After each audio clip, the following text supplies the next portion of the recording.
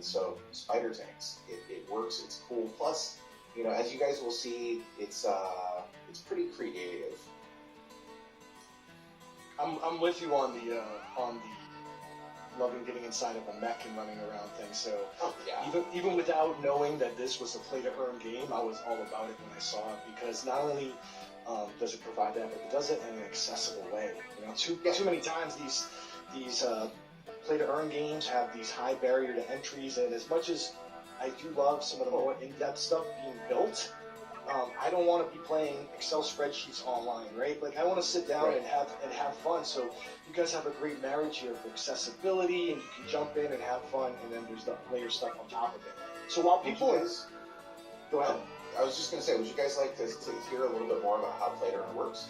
No, that's exactly what I was going to ask. So while people are downloading and installing this build, you can tell us a little bit about, you know, the Play to Earn mechanics and the rarity effects and how that all plays a role. Sure. So basically, the way that we're looking at this is we've looked at the way that quote unquote play to earn models work right now in the space, and it feels like a bad experience for the player. Okay. Now, if you're a person who, you know, owns a bunch of assets or something like that, it's a pretty okay experience for you. You got some management to do. You know, you've got some, you know, sending of codes to people so that they can log in and, you know, click all day long on your game. But it's not a fun experience. The games aren't really gamey, right? So what we wanted to do is we wanted to create a way where you could have an experience that would, at a very fundamental level, be a play-to-earn experience, but that wouldn't require all of the friction that we see in other models. And so this is where this came from. And so the way that Spider Tanks is going to work is you can own a tank. Okay, so let's say for a moment that you know, you didn't necessarily want to play the game, but you did want to own a tank. So you could go and you could buy you know, a tank, and you could equip that tank, pick a skin for it that you've purchased to make it super attractive to other people, or, you know, whatnot. Put some cool weapons on it, get it all configured the way that you want to configure it, and then you could go ahead and post that tank in sort of a pool, you could think of it as.